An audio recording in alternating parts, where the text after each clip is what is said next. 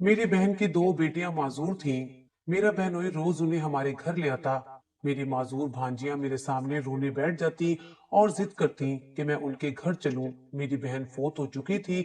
एक रोज भांजियों की जिद पर मैं उनके साथ चली गई। मैं उन्हें अपने हाथ से खाना बनाकर खिलाती, मगर बहनोई मुझे मना कर देता। एक रात मेरी आंख खुली तो कमरे में धुआं सा था। मैंने जैसे ही चादर हटाई तो मेरी चीखें निकल गईं, क्योंकि मेरा नाम फिरदौस है। मैं उस वक्त 6 साल की थी और मेरी बड़ी बहन 9 साल की थी जब अब्बा का इंतकाल हो गया। मेरे अब्बा मजदूर थे और मरने के बाद वो हमारे लिए सिर्फ परेशानियां और मुसीबतें ही छोड़कर गए थे। मेरी अम्मा ने अब्बा के जाने के बाद लोगों के घरों में काम करना शुरू कर दिया। वो सुबह से शाम तक लोगों के घरों में काम करती और शाम को घर आते हुए उनका बचा हुआ खाना ले आती थी। वो खाना हमें खिला देती और जो थोड़ा बहुत बच जाता वो खुद भी खा लिया करती थी। जिनके घरों में अम्मा काम करती थी वो अपने बच्चों के पुराने कपड़े अम्मा को दे देते थे, जो अम्मा मुझे और बाजी को पहनाती थी। वो कपड़े नाप में हम दोनों को पूरे नहीं आते थे, इसके बावजूद हम वही पहना करते थे।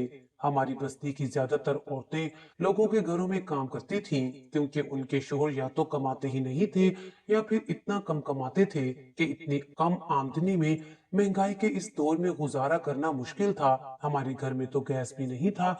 बराबर वालों के घर से गैस का पाइप ले रखा था, जिसका आधा बिल हर महीने हम उनको दिया करते थे। बिजली कम से कम खर्च हो, इसलिए अम्मा सिर्फ दोपहर को पंखा चलाया करती थी और रात को भी बस एक बल्ब उस वक्त जलता जब अम्मा ने घर का काम करना होता था। जब बाजी की उम्र 12 साल हुई तो उसने भी अम्मा के साथ काम पर जाना शुरू कर दिया। जब तक अम्मा और बाजी काम पर रहती मैं घर में अंदर से कुंडी लगाकर खेलती रहती या फिर सो जाती। अब अम्मा ने 6 घरों का काम पकड़ लिया था, क्योंकि बाजी साथ होती थी तो दोनों मिलकर फटाफट काम कर लेती थी। इस तरह अम्मा को इतने पैसे महीने के आखिर में मिल जाते कि हमारे घर की दाल रोटी पूरा महीना चलती रहती थी। हम दोनों बहनें जैसे जैसे बड़ी हो रही थी हमारे नए नक्श बदलने लगे थे। बाजी का रंग सांवला था और नए नक्श भी कुछ खास नहीं थे, लेकिन मैं अम्मा की तरह गोरी चिट्टी थी और सब कहते थे कि मैं जवान होकर बहुत खूबसूरत हो जाऊंगी। मुझे भी अपनी गोरी रंगत पर बहुत नाज था।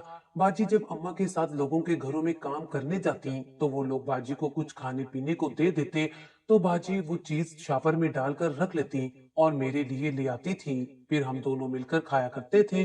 अम्मा हम दोनों का इतना प्यार देखकर खुश होती थी और कहती थी कि अगर मुझे कुछ हो जाए तो मैं इस तसल्ली के साथ मरूंगी कि मेरे बाद तुम दोनों बहनें एक दूसरे का ख्याल रखोगे। हम अम्मा की बात सुनकर अम्मा से कहते कि पहले हमें अब्बा छोड़कर चला गया, अब तुम चली जाओगी तो हम अकेले कैसे रहेंगे। अम्मा हमारी बात सुनकर हंसने लग जाती। हम तीनों ही एक दूसरे के दुख सुख के साथी थे। एक मर्तबा मुझे बहुत तेज बुखार हो गया तो मुझसे ज्यादा तकलीफ में मेरी बहन थी। उसने सारी रात जाग कर मेरे माथे पर पट्टियां रखी और जब मेरा बुखार उतरा उसके बाद वो मेरे साथ सोई। मेरे दिल में अपनी बहन के लिए बहुत मोहब्बत थी। मैं उसके लिए पूरी दुनिया से लड़ सकती थी। ऐसे ही हंसते रोते और एक दूसरे का दुख सुख बांटते जिंदगी गुजरती रही और देखते ही देखते 10 साल गुजर गए। बाजी 19 की हो गई थी, जबकि मैं 16 साल के बाद 17वें साल में लगी हुई थी। लेकिन बाजी से पहले मेरे रिश्ते आने लग गए, जबकि अम्मा चाहती थी कि पहले बाजी की शादी हो और उसके बाद वो मेरी शादी करेंगी। मगर बाजी की सांवली रंगत उसके रिश्तों की राह में रुकावट बन गई। शुरू में बाजी के लिए अगर कोई रिश्ता आता तो वो मुझे देखकर मुझे ही पसंद कर लेते थे। अम्मा उनसे कहती कि ये मेरी छोटी बेटी है और अभी पढ़ रही है, इसकी पढ़ाई पूरी हो जाए तो मैं इसकी शादी कर दूंगी। अम्मा बाजी के लिए मेरी पढ़ाई का झूठ बोल देती थी, लेकिन बात फिर भी नहीं बनती थी। बाजी ने कभी इस बात का बुरा नहीं माना था, लेकिन मुझे मालूम था कि उसे दुख होता है। और फिर जब 5-6 मर्तबा ऐसा हो गया तो अम्मा ने मुझे सख्ती से मना कर दिया कि अब कोई भी रिश्ता आए तो तुमने उनके सामने नहीं आना। और फिर दोबारा से अम्मा ने रिश्ते वाली से कहकर बाजी के लिए रिश्ते देखने शुरू कर दिए।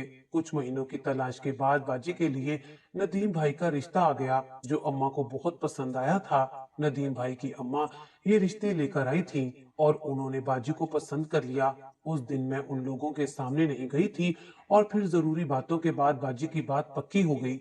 अम्मा ने उनसे कहा कि वो मंगनी की बजाय सीधा निकाह करना चाहती हैं। लड़के की माँ ने अम्मा की बात मान ली, क्योंकि वो बीमार रहती थी और अपने घर में कोई ऐसी बहू ले जाना चाहती थी जो कि घर को संभालने के साथ साथ उनकी भी खिदमत कर सके।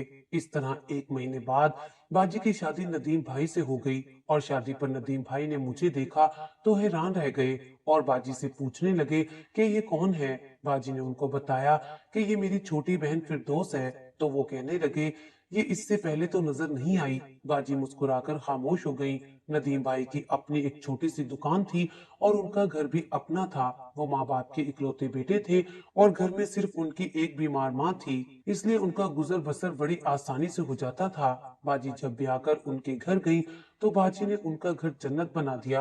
वो अपने शोहर के साथ साथ अपनी सास की भी बहुत खिदमत करती थी, घर को भी सजा कर रखती और खुद भी सज संवर कर रहा करती थी। लेकिन इसके बावजूद बाजी के चेहरे पर वो मुस्कुराहट नहीं आती थी जो एक खुशहाल शादीशुदा औरत के चेहरे पर होती है। मैं अब इतनी बड़ी तो हो चुकी थी कि इन बातों को समझती थी। शादी के 1 महीने बाद बाजी हमसे मिलने हमारे घर आई तो अम्मा उस वक्त काम पर गई हुई थी। मैं घर में अकेली थी। मैं बाजी को अपने घर में ले गई और हम दोनों बैठकर बातें करने लगी। मैंने बाजी से पूछा कि तुम खुश तो हो ना, नदीम भाई कैसे हैं? तब वो मुस्कुराकर कहने लगी कि नदीम तो बहुत अच्छे हैं, बल्कि मेरी सास भी बहुत अच्छी है और मैं अपने घर में बहुत खुश हूँ। मगर मुझे उसकी बात पर यकीन नहीं आया और फिर जब वो मेरे पास लेटी तो मैंने उसकी कलाई पर जख्म का निशान देखा। मैं परेशान हो गई और मैंने उससे पूछा कि ये निशान कैसे लगा है। तब वो कहने लगी कि मेरी कलाई पर इस्त्री लग गई थी, इस वजह से जख्म बन गया। मैंने कहा कि ऐसे कैसे इतनी ज्यादा इस्त्री लग गई है कि जख्म बन गया। तो वो चुप हो गई। मुझे शक हो रहा था कहीं नदीम भाई ने तो इसे नहीं जलाया था, मगर मैं खामोश हो गई। लेकिन 1 हफ्ते बाद जब बाजी दोबारा हमें मिलने आई तो उसके माथे पर जख्म का निशान था। मेरे पूछने पर उसने बताया कि नहाकर निकली थी और पैर फिसल गया, तब माथा दरवाजे से लगने की वजह से फट गया था। बस इसी वजह से जख्म हो गया। पता नहीं क्यों मुझे उसकी बातों पर यकीन नहीं आता था, लेकिन वो मुझे कुछ बताती ही नहीं थी। एक दिन मैंने अम्मा से बात की तो अम्मा ने कहा कि ऐसा कुछ भी नहीं है, बस तुम खामोश रहा करो, क्योंकि हर घर में छोटी मोटी बातें तो होती रहती हैं, वक्त के साथ साथ सब ठीक हो जाएगा। फिर बाजी को अल्लाह ताला ने खुशखबरी सुना दी और वो उम्मीद से हो गई थी। डॉक्टर ने उन्हें बेड रेस्ट का कह दिया था। अम्मा ने मुझे उसके घर कुछ दिन के लिए भेज दिया। मैं वहां चली गई। मैं उसकी सास के साथ उसके कमरे में ही सोती थी, लेकिन रात को सोते हुए मुझे बाजी और नदीम भाई के लड़ने की आवाजें आती थीं और कभी कभी तो मुझे ऐसा लगता जैसे नदीम भाई बाजी को मार रहे हैं, लेकिन मैं खामोशी से लेटी रहती। मैं कर भी क्या सकती थी? वहां जितने दिन मैं रही घर का काम कर देती थी, लेकिन इस बावजूद नदीम भाई के कपड़े वगैरह बाजी खुद तैयार किया करती थी। मैं उनको मना भी करती थी, लेकिन वो कहती कि नदीम को पसंद नहीं आएगा। फिर आहिस्ता आहिस्ता मुझे समझ आ गई कि मेरी बहन इस घर में खुश नहीं है। मैं 1 हफ्ता रहने के बाद वापस आ गई थी। उन दिनों में बाजी हमारे घर में बहुत कम आई, क्योंकि वो इतनी कमजोर होती जा रही थी कि डॉक्टर ने उसे कहीं आने जाने से मना कर रखा था। और फिर जब डिलीवरी का वक्त आया तो बाजी के यहाँ पहली बेटी पैदा हुई और अम्मा बहुत खुश थी। बच्ची बहुत प्यारी थी, मगर खुदा की करनी ऐसी कि वो एक टांग से माजूर थी। डॉक्टर का कहना था कि वो बड़ी होकर बैसाखी के साथ चल फिर सकेगी, मगर उसका कोई इलाज नहीं है। हमने नदीम भाई को मुबारकबाद दी, लेकिन उनके चेहरे से लग रहा था कि वो खुश नहीं है। उन्होंने तो अपना चेहरा ही दूसरी तरफ कर लिया था। और फिर बाजी की पहली बेटी पैदा होने के 3 माह बाद बाजी की सास का इंतकाल हो गया। इसके बाद तो जैसे नदीम भाई को किसी का डर ही नहीं रहा था। अब तो वो मेरी और मेरी अम्मा की मौजूदगी में भी बाजी को पूरी तरह डांट देते थे। अपनी मासूम बेटी को भी कुछ खास प्यार नहीं करते थे। 7 माह बाद बाजी फिर से उम्मीद से हो गई। वक्त गुजरता गया और बाजी के दूसरे बच्चा पैदा होने वाला हो गया। मेरी बहन सूखकर कांटा होती जा रही थी। उसकी रंगत पीली पड़ चुकी थी, लेकिन इसके बावजूद पूरे घर का काम वो अकेली करती थी। मुझे अम्मा जब वहां जाने का कहती तो मैं खामोशी से चली जाती, क्योंकि मुझे अपनी बहन से बहुत प्यार था। मैं वहां जाती और बाजी का हाथ बटा देती। एक दिन मैंने उसे कसम देकर पूछा कि नदीम भाई उसके साथ अच्छा सलूक नहीं करते ना।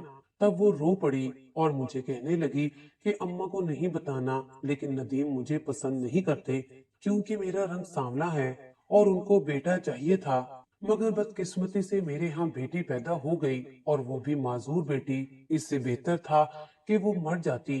तब मैंने एकदम से उससे रोक दिया और कहा कि बाजी बेटियां तो अल्लाह की रहमत होती हैं, उनको अपनी बदनसीबी ना समझो। तो बाजी कहने लगी कि अब अगर दोबारा बेटी पैदा हो गई तो नदीम मुझे घर से निकाल देगा। मैंने बाजी को तसल्ली दी और कुछ दिन रहने के बाद मैं वापस अपने घर आ गई और जब उनकी डिलीवरी का वक्त करीब आया तो मैं और अम्मा दोनों बाजी के पास चले गए।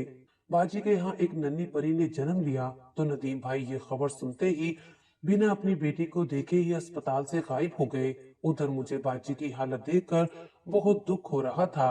किस्मत उनके साथ कैसा खेल खेल रही थी, मेरी तो समझ से बाहर था, क्योंकि इस बार भी बाजी ने मासूर बेटी को जन्म दिया था। अम्मा को ये देखकर बहुत दुख हुआ था। मुझे अच्छी तरह याद है, दूसरी बच्चे की पैदाइश पर बाजी पूरे 2 माह रोती रही थी।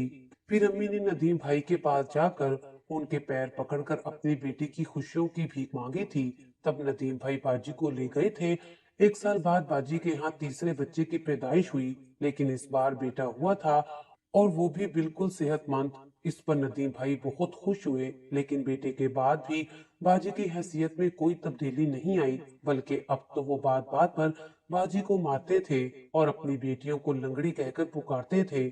और फिर एक खबर क्यामत बनकर हम पर टूटी जब बाजी बीमार हुई और पता चला कि उनको कैंसर है। अम्मा ने बाजी का इलाज करवाने की बहुत कोशिश की, लेकिन 6 महीने के अंदर अंदर उसका इंतकाल हो गया। बाजी के जाने के बाद मैं तो बिल्कुल अकेली रह गई थी। नदीम भाई बच्चों को रोज हमारे घर ले आते थे, मगर मेरी दोनों भांजियां रोने लग जाती और जिद करती कि मैं उनके साथ उनके घर चलूं। एक रोज दोनों बच्चियां बहुत जिद करने लगी, तो अम्मा ने मुझे कहा कि मैं वहां जाकर बच्चियों के साथ कुछ दिन रह आऊं और उन्हें खाना बना दिया करूं। जब मैं वहां जाकर खाना बनाती, घर की सफाई करती और बच्चों को संभालती, तो मुझे नदीम भाई की नजरें बड़ी अजीब सी लगती थीं। वो बहाने बहाने से काम पर जाने से भी देर कर देते या फिर दोपहर को दुकान से खाना खाने के बहाने से वापस आ जाते। और फिर एक मर्तबा ऐसा हुआ कि मैं उन्हें खाना देकर अंदर जाने लगी तो उन्होंने मुझे कहा कि मेरे पास बैठ जाओ। मैं बैठना नहीं चाहती थी, पर यह सोचकर बैठ गई कि वो कहीं बुरा ना मान जाए और मेरी बाजी के बच्चों को घर से ना निकाल दें। मैं वहां बैठी तो वो मुझसे पूछने लगे कि तुम्हारा शादी करने का कब इरादा है। मुझे उनका ये सवाल बड़ा अजीब लगा। मैंने उनसे कहा कि जब मेरी अम्मा बेहतर समझेगी मेरी शादी कर देगी। और फिर जब मैं खाने की ट्रे उठाने लगी तो उन्होंने मेरा हाथ पकड़ लिया। मैंने हाथ खींच लिया तो कहने लगे, अभी तो मैं खाना खा रहा हूँ, अभी तो रहने दो। लेकिन मैं सब समझती थी कि वो जानबूझकर इस तरह करते थे। मुझे उनकी नीयत ठीक नहीं लगती थी, इसलिए मेरा दिल नहीं चाहता था कि मैं उनके घर पर रहूं। लेकिन मैं सिर्फ अपनी मासूर भांजियां और भांजे की वजह से यहाँ रह रही थी। मैं खाना बनाने लगती तो नदीम भाई मुझे मना कर देते और कहते कि तुम किचन में काम करोगी तो तुम्हारा रंग खराब हो जाएगा, इसलिए तुम बस बच्चों को संभालो, मैं खाना बाहर से ले आऊंगा। वो दोपहर को दुकान से आते और खाना हमें देकर दोबारा दुकान पर चले जाते, मगर मैं वो खाना खाती तो कुछ देर बाद मुझे नींद आने लग जाती। मुझे पता ही नहीं चलता मैं कब सो जाती थी और जब मेरी आंख खुलती तो शाम हो चुकी होती थी। मुझे खुद पर इतना गुस्सा आता कि मैं भला सो क्यों जाती हूँ। तीनों बच्चे अकेले बैठे रहते हैं। छोटा मुन्ना तो बहुत छोटा था। जब मुसलसल ऐसे होने लगा तो एक दिन मैं वापस अपने घर चली गई। मैंने जाकर अम्मा से कहा कि मुझे वहां पर कुछ भी अच्छा महसूस नहीं होता, मुझे बाजी की याद आती है। लेकिन अम्मा मुझे समझाने लग गई और कहने लगी कि अगर छोटे छोटे बच्चों को कुछ हो गया तो अपनी बाजी को क्यामत के दिन क्या मुंह दिखाओगी। मैं अम्मा की बातें सुनकर खामोश हो गई और शाम तक वापस वहां चली गई। लेकिन मेरे साथ फिर वही कुछ होने लगा, लेकिन अब तो मेरे जिस्म पर लाल रंग के निशान बनने लगे थे। मुझे समझ नहीं आता था कि मेरे साथ क्या हो रहा है। मैंने अम्मा से इस बात का जिक्र किया तो अम्मा कहने लगी कि जरूर तुझे कोई एलर्जी हो रही है, तू कोई दवा खा ले। फिर एक दोपहर जब नदीम भाई खाना लेकर आए तो मैंने वो खाना खाने की बजाय बेड के नीचे फेंक दिया और फिर उनके जाने के थोड़ी देर बाद आंखें बंद कर बिस्तर पर लेट गई। लेकिन ये देखकर मेरी जान निकल गई कि नदीम भाई कुछ देर के बाद वापस आ गए थे। मैंने अपने मुंह पर दुपट्टा ओढ़ा हुआ था ताकि मैं देख सकूं कि आखिर माजरा क्या है। इसलिए नदीम भाई को पता नहीं चला कि मैं सो रही हूँ या जाग रही हूँ।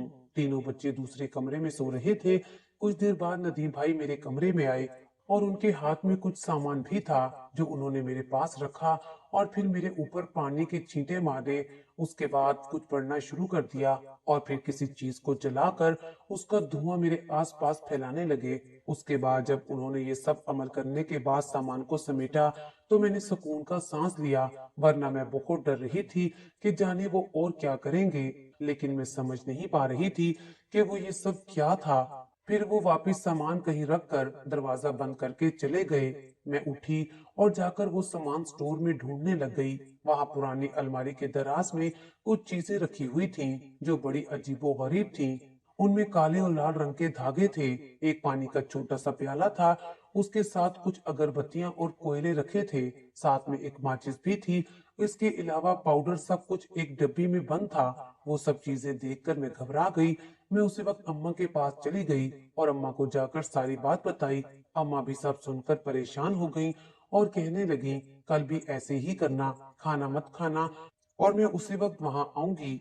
दूसरे दिन जब नदीम भाई खाना देकर चले गए तो मैंने ऐसे ही किया और दुपट्टा मुंह पर डालकर लेट गई। नदीम भाई आए और आकर वही सब अमल करने लगे। जब अम्मा ने एकदम से घर में दाखिल होकर उनको ये सब करते हुए पकड़ लिया, अम्मा ने उनके मुंह पर एक थप्पड़ मारा और कहने लगी, ये सब क्या है। वो एकदम से बुखला गए थे और अम्मा से कहने लगे कि जब मैंने पहली मर्तबा फिरदौस को देखा था तब ये मुझे बहुत पसंद आई थी और अब मैं इसी से शादी करना चाहता हूँ। इसलिए एक बाबा जी ने मुझे ये अमल बताया था।